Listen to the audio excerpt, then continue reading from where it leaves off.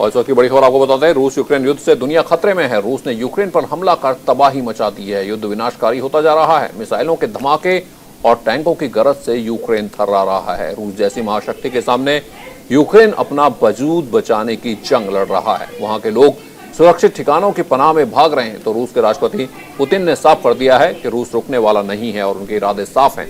लेकिन सवाल है कि अगर इस तरह युद्ध चलता रहा तो नतीजा क्या होगा, दुनिया को इसका कितना खामियाजा भुगतना पड़ेगा। देखिए रिपोर्ट।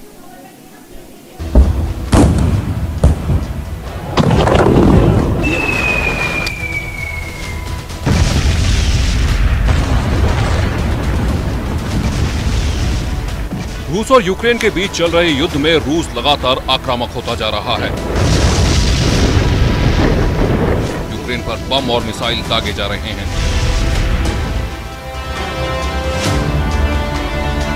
हर तरफ तबाही का मंजर है। भारी संख्या में यूक्रेन में लोग और सैनिक मारे जा रहे हैं। रूस लगातार कीव, खार्किव समेत यूक्रेन के अलग अलग शहरों को निशाना बना रहा है और दोनों देश लगातार एक दूसरे को नुकसान पहुंचाने का दावा कर रहे हैं। रूस और यूक्रेन के बीच 24 फरवरी से जंग चल रही है और ये जंग अब खतरनाक रूप लेती जा रही है।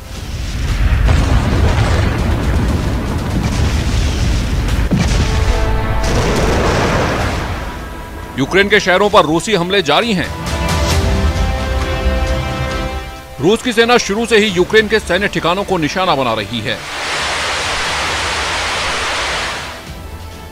इस बीच रूसी सेना ने पूर्वी यूक्रेन में खार्किव के पास एक मिलिट्री बेस को निशाना बनाया, जिसमें 70 यूक्रेनी सैनिक मारे गए।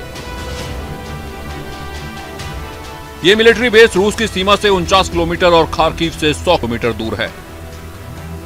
रूस कोई कसर छोड़ना नहीं चाहता है। वो यूक्रेन को पूरी तरह से तबाह कर देना चाहता है और इस कड़ी में रूस ने यूक्रेन में वैक्यूम बम का इस्तेमाल किया। यूक्रेन के अमेरिका में राजदूत ओक्साना मार्कारोवा ने दावा किया कि रूस ने इस विध्वंसकारी बम का उपयोग एयर स्ट्राइक के दौरान किया, जिसको जेनेवा कन्वेंशन के दौरान बैन कर दिया गया था। रूस ने बैलिस्टिक मिसाइल से यूक्रेन के मिलिट्री हेडक्वार्टर पर हमला किया, जिसके बाद यूक्रेन के विदेश मंत्रालय की ओर से भी मिसाइल हमले की पुष्टि की गई। ट्वीट में कहा गया, रूस अंतर्राष्ट्रीय मानवीय कानूनों का उल्लंघन कर रहा है। वह निर्दोष नागरिकों को मार रहा है, सिविलियन इंफ्रास्ट्रक्चर को तबाह कर दिया है। रूस अब बड़े यूक्रेनी शहरों को अपनी मिसाइलों से निशाना बना रहा है। रूस और यूक्रेन के बीच जंग दिन ब दिन भयावह होती जा रही है। यूक्रेन का कहना है कि अब तक रूसी हमले में 16 बच्चों समेत 352 यूक्रेनी लोगों की मौत हो चुकी है। गोलाबारी अभी भी जारी है, जिस वजह से यह आंकड़ा और बढ़ सकता है। सैटेलाइट तस्वीरों में खुलासा हुआ है कि यूक्रेन की राजधानी कीव से करीब 25 किलोमीटर दूर 64 किलोमीटर लंबा रूसी सैन्य काफिला तैनात है। ये काफिला कीव की ओर बढ़ रहा है। काफिले में सैकड़ों टैंक और तोप शामिल हैं। रूस लगातार मिसाइलों और एयरक्राफ्ट के जरिए यूक्रेन पर हमले कर रहा है। खतरे को देखते हुए भारतीय दूतावास ने सभी भारतीयों के लिए एडवाइजरी जारी की है, जिसमें सभी भारतीयों को कीव खाली करने के निर्देश दिए गए हैं।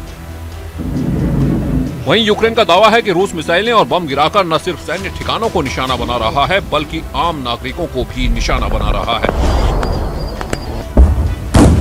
देखना होगा ये युद्ध और कितना विनाशकारी होगा और कितने मासूमों की जान लेगा। Bureau report, news India.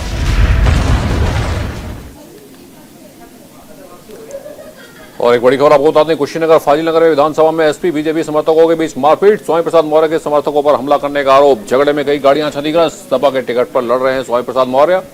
BJP ने सुरेंद्र सिंह कुशवाहा को बनाया है प्रत्याशी, तो यहां पर झड़प की खबर आई है। स्वामी प्रसाद मौर्य के समर्थकों पर हमला करने का आरोप यहां पर लगा है। झगड़े में कई गाड़ियां टूट चुकी हैं, तो ये बड़ी खबर इस वक्त आपको बता दें। स्वामी प्रसाद मौर्य के ऊपर हमले का आरोप लगा है। सपा के टिकट पर चुनाव लड़ रहे हैं स्वामी प्रसाद मौर्य।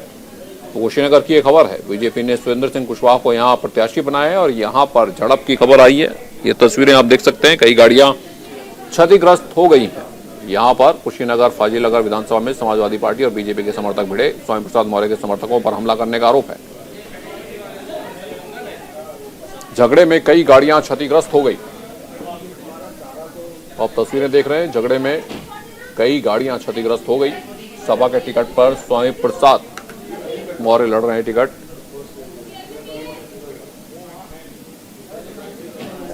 और हमारे सहयोगी नागेंद्र मणि त्रिपाठी जुड़ रहे हैं हमारे साथ। नागेंद्र, क्या ये खबर है, किस तरह का ताजा अपडेट है आपके पास इसको लेकर? जी मैं बता दूं कि ये स्वामी प्रसाद मौर्य और बीजेपी समर्थकों में जो है आज ये रोड शो के दौरान जो है ये जो है वोट मांगने को लेकर जो है आपस में झड़प हो गई है, जिसके बाद जो है कि एक दूसरे पे जो है ये आरोप प्रत्यारोप लगा रहा है कि सपा वाले कह रहे हैं कि बीजेपी समर्थकों ने हमारे गाड़ियों को जो है पत्थरबाजी करके तोड़ दिया, तो वही बीजेपी समर्थक भी जो है सपा वालों के ऊपर जो है लांछन लगा रहे हैं कि इन्होंने हमारे साथ जो है मारपीट किया।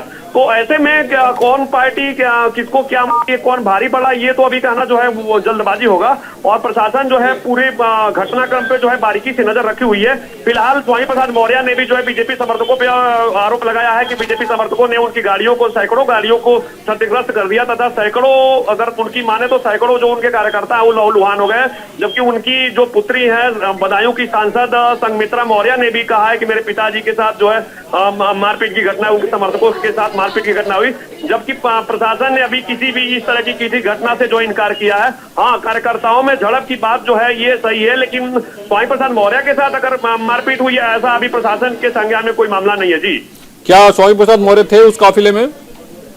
जी बिल्कुल, वो काफिले में थे, लेकिन वो जिस गाड़ी से चलते थे उनका कहना है, जैसा कि वो अपने जो मीडिया से उन्होंने ब्रीफ किया उसमें भी उन्होंने कहा है कि जिस गाड़ी से वो चलते थे वो गाड़ी टारगेट पे थी, लेकिन वो आज जो है वो जो है दूसरे गाड़ी में जो है सवार थे। और वो जो इनका जो ये काफिला था सैकड़ों गाड़ियों का, उसमें वो काफी पीछे थे, तो वो जो है उनको चोट नहीं लगी है, ना तो उनके ऊपर कोई खरोच आई है। प्रशासन ने उन्हें सकुशल बचा लिया है, लेकिन उनका कहना यही है कि टारगेट पे उनको जो है रखा गया था और उन्होंने सीधे सीधे जो है ये जो है आरोप लगाया है बीजेपी कार्यकर्ताओं के ऊपर। जी बिल्कुल, इस तमाम जानकारी के लिए आपका बहुत बहुत धन्यवाद। रुक करते हैं अगली बड़ी खबर का। यूक्रेन संकट पर पीएम मोदी की हाई लेवल बैठक जारी है। तो यूक्रेन संकट पर प्रधानमंत्री मोदी की हाई लेवल बैठक जारी है। तो इस वक्त ये बड़ी खबर आपको बता दें, यूक्रेन संकट पर पीएम मोदी की हाई लेवल बैठक चल रही है। तमाम बड़े निर्णय लिए जा रहे हैं। यूक्रेन संकट पर प्रधानमंत्री मोदी की हाई लेवल बैठक इस वक्त चल रही है। खार्किव में भारतीय छात्र की मौत हो गई है एक, और उसके बाद अब इस संकट पर प्रधानमंत्री मोदी की हाई लेवल बैठक। सबसे बड़ी प्राथमिकता यही है कि जो छात्र वहां फंसे हुए हैं उन्हें सुरक्षित अपने देश वापस लाया जाए। तो इसको लेकर हाई लेवल बैठक। एक छात्र की मौत हो चुकी है खार्किव में, स्थिति गंभीर बनी हुई है। भारतीय दूतावास ने एडवाइजरी जारी की है कि जितने भी भारत के नागरिक और छात्र हैं वो तुरंत कीव और खार्किव जैसे जो बड़े शहर हैं उन्हें तुरंत खाली कर दें। तो यूक्रेन संकट पर प्रधानमंत्री मोदी की हाई लेवल बैठक अभी जारी है। और हमारे सहयोगी दीपक चौबे जुड़ चुके हैं। दीपक, क्या ताजा अपडेट है इस बैठक के?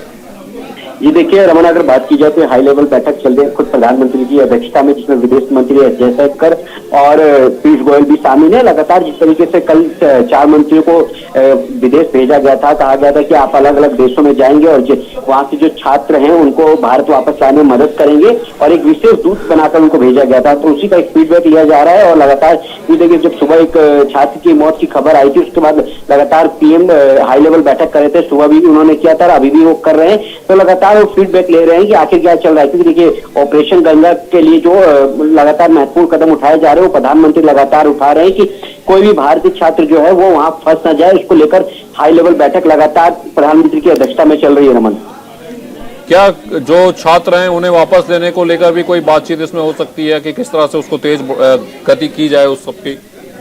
जी देखिए, लगातार प्रयास तो जारी है लगातार। और देखिए, अब वायु सेना का जो C-17 एयरक्राफ्ट है, जो मालवाहक वाहन है, उसको भी अब ऑपरेशन गंगा में लगा दिया गया है। तो कहीं ना कहीं अब एयरफोर्स की मदद ली जा रही है। पहले जहां एक तरफ एयर इंडिया का विमान जा रहा था तो उसमें काफी दिक्कतें आ रही थी, क्योंकि उसमें सिर्फ 250 ही छात्र वापस आ पा रहे हैं। तो इसको लेकर भी लगातार प्रधानमंत्री अधिकारियों से बात कर रहे थे। और ये अभी मुद्दा उठेगा कि क्योंकि जब सुबह ही दोपहर की अगर बात की जाए तो लगातार C-17 को लेकर एयरफोर्स से बात हुई थी। उसके बाद कहा गया कि अब C-17 से भी जो वहां पे फंसे भारतीय हैं उनको वापस लेकर आया जाएगा इंडिया। तो लगातार भारत सरकार और खुद प्रधानमंत्री की अध्यक्षता में जो बैठक चल रही है, उसके बाद देखिए थोड़ी देर बाद ही इस पर निर्णय आ जाएगा कि आखिर और कौन कौन से कदम भारत सरकार उठाने जा रही है। क्योंकि लगातार भारत सरकार दिक्कत ऑपरेशन वहां हो रहा है जहां पर सबसे ज्यादा खतरा है। तो इसको लेकर भी अभी सरकार बात कर रही है। देखते हैं कि अभी हालात पे किस नजर से बताए हुए, क्योंकि लगातार कहीं ना कहीं देखा जाए तो देखिए आज हरदीप सिंह पुरी भी निकल गए,